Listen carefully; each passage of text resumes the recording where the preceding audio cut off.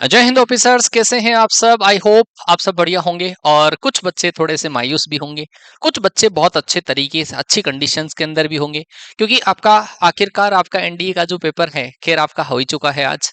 क्योंकि जद्दोजहद जो पिछले 3-4 महीनों से हमारी चली आ रही थी, आज खैर उसका एग्जाम हो चुका। तो कई बार बोलते हैं ना कि मतलब सर से एक थोड़ा सा ऐसा बोझ सा हल्का सा हो जाता है। लेकिन जिन बच्चों का वास्तव में सपना होता है कि हाँ, हमें एनडीए में ही जाना है, उस बच्चे के दिमाग में बहुत सारी चीजें फिर भी चला करती है। पेपर का लेवल कैसा रहा, हमारे अकॉर्डिंग कोई पर्टिकुलर बच्चे को क्वेश्चंस हार्ड लगे, या फिर कोई पर्टिकुलर बच्चे को फिजिक्स के क्वेश्चन, जीके के क्वेश्चन, जीएस के क्वेश्चन, इंग्लिश का पोर्शन, कौन सा पोर्शन हार्ड लगा, और फिर वो बच्चा फाइनली इस कंक्लूजन पर जाता है आंसर की बेटा पेपर का सोल्यूशन जो है वो हमने करवा दिया है।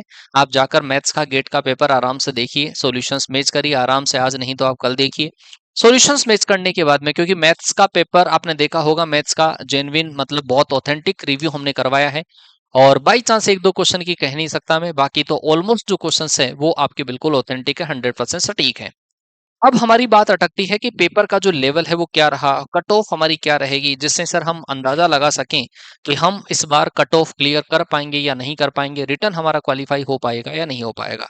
सबसे पहले बात करते हैं पेपर लेवल की। तो मैथ्स का जो पेपर था, मैथ्स के पेपर में आपको ऑलरेडी पहले ही हमने कहा था कि सपने ना सोचो आप 100 क्वेश्चंस वाले, वो नहीं होते हैं।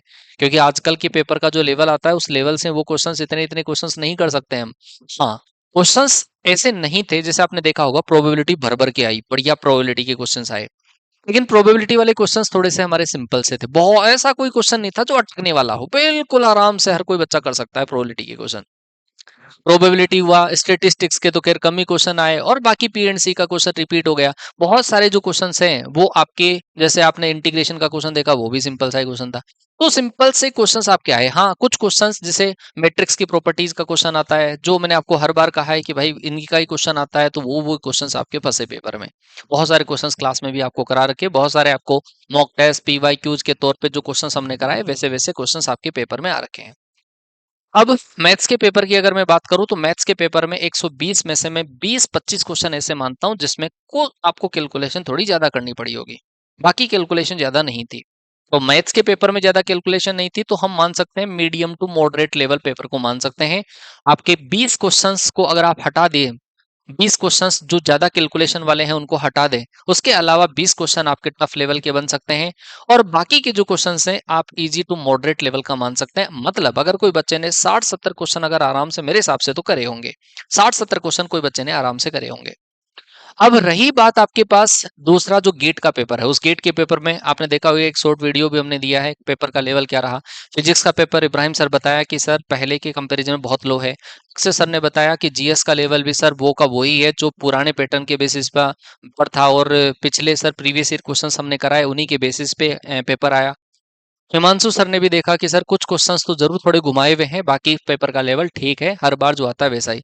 संदीप भैया ने पेपर का एनालिसिस करा, उन्होंने भी ये कहना था कि इंग्लिश का पेपर इस बार थोड़ा सा अच्छा आया। इंग्लिश के पेपर के अंदर उनका रिव्यू।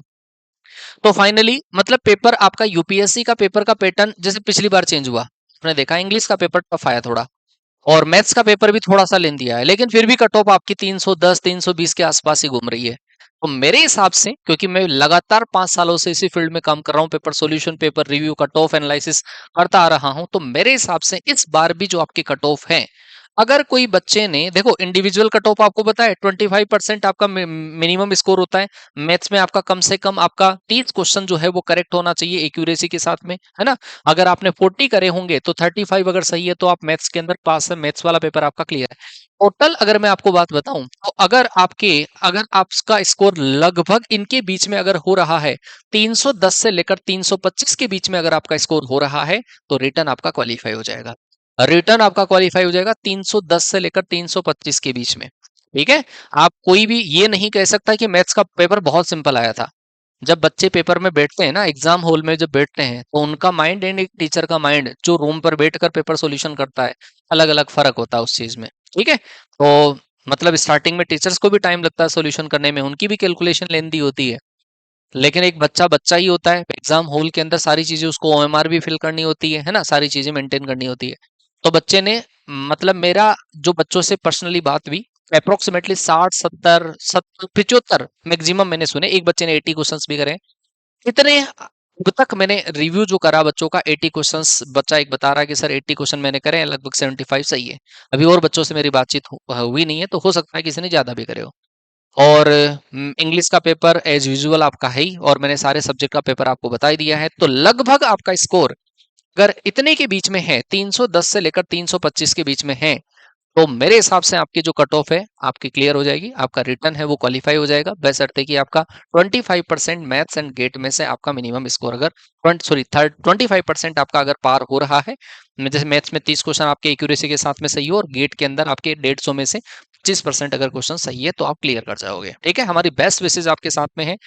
अच्छा, एक और चीज है, कई बार बच्चे ऐसे सोचते हैं कि सर हमारा तो इतना स्कोर नहीं हुआ है, तो हम क्या करें? तो भाई देखो, अभी तो पैनिक होने की ज़रूरत नहीं है। मैं अभी आपको कोई राय नहीं दूँगा, कि आप आराम से अभी रिलैक्स करिए। आपने 3-4 महीने बहुत बढ़िया तरीके से मेहनत करी, पेपर में दिमाग खपाया है, तो अब आप आराम से पेशेंस के साथ में चीज़ों को देखिए, समझिए चीज़ों को। और पेशेंस के साथ में बैठने के बाद में अगर आपके दिल से फिर से आवाज़ आए कि यूपीएससी है, इसमें रीस्टार्ट करना ज़रूरी होता है, चाहे हमारा रिटर्न क्लियर हो या फिर हम कोई अलग सेगमेंट में जाएँ। रिटर्न क्लियर हो या ना हो, हमें वापस रिस्टार्ट तो करना पड़ता है, क्योंकि हमने ऐसे बच्चे भी देखे हैं जिन बच्चों का मेरिट लिस्ट में आउट होने के बाद में दूसरी बार में रिटर्न क्लियर नहीं होता कई बच्चों का। आप कंप्लीट एसएसबी की तरफ भी अगर जाएंगे, देखो एसएसबी जो प्रोग्राम होता है आपका 15-20 दिन एकेडमी का प्रोग्राम होता है, उसके अलावा फिर आपको प्रैक्टिस करनी होती है। तो अभी एसएसबी के बारे में ना सोचें आप लोग, अभी आराम से रिलैक्स करें। जब जरूरत होगी रिजल्ट के बाद में कि आपको एसएसबी किस तरीके से करना चाहिए, हम गाइड करेंगे। अगर आपका रिटर्न क्लियर नहीं हो रहा है, तो आप कॉन्टेक्ट करिए। हमारी पूरी टीम आप देख पा रहे होंगे कि इस तरीके से आप लोगों के लिए मेहनत कर रही है। ऑफलाइन में भी यही टीम इसी तरीके से मेहनत करेगी। आपको नंबर दिख जाएगा, जो स्टार्टिंग के अंदर पोस्टर मिलेगा आपको, उस पोस्टर के ऊपर भी नंबर है। ऑलमोस्ट थंबनेल के ऊपर भी आपको नंबर मिल जाते हैं। तो आप उसके ऊपर कॉल करके इंक्वायरी कर सकते हैं, क्योंकि हमारा रिटर्न का जो बैच है वो स्टार्ट होगा हमारा 24 सितंबर से, नया batch Dehradun cadet defence academy में। अगर आप लोग पढ़ना चाहते हैं, हमारे साथ में जुड़ना चाहते हैं, टीम के ऊपर विश्वास दिखाते हैं, तो आप आ सकते हैं कैडेट डिफेंस एकेडमी में देहरादून में, एक बेहतरीन फैसिलिटीज के साथ में। जो बच्चों ने इस बार फायदा उठाया, आप भी फायदा उठाइए। इस बार टाइम थोड़ा कम था, इस बार थोड़ा सा टाइम ज्यादा मिलेगा, तो आपको चीजें बिल्कुल डेप्थ में हम ले जाकर अच्छे तरीके से मेहनत करवा सकते हैं। ठीक है, विश्वास हो तो, और विश्वास नहीं हो तो फिर खैर मैं क्या ही बताऊं। और हमारी बेस्ट विशेष कैडेट डिफेंस एकेडमी की बेस्ट विशेष आपके साथ में है। आप कट ऑफ अपनी क्लियर करें, और कट ऑफ क्लियर करने के साथ में ही आगे का जो आपका फ्यूचर है वो डिसाइड करें कि आपको वापस प्रिपरेशन भी करनी है, एसएसबी भी करनी है, आप अपने हिसाब से डिसाइड करें। हमारी हेल्प जिस काम में आप लोगों के लिए बन पाएगी, उस काम में आपकी हेल्प हम जरूर करेंगे। ठीक है जी, तो wish you all the best, best विशेष आपको। रिजल्ट आएगा, डेट बता दी की जाएंगे आपको। रिजल्ट जब आएगा तो आपसे भी बातचीत होगी, है ना, उसके मामले में बात करेंगे। फिर हाल फिलहाल आप सेफ रहिए, कि आराम से इतना स्कोर हो रहा है, ठीक नहीं भी हो रहा है कोई बात नहीं, पैनिक ना होइए, है ना, आराम से पेशेंस के साथ में बैठिए। ठीक है जी, चलो तो मिलते हैं नेक्स्ट सेशन में, आप लोगों से बात होगी। तब तक के लिए टाटा बाय बाय, जय हिंद, वंदे मातरम।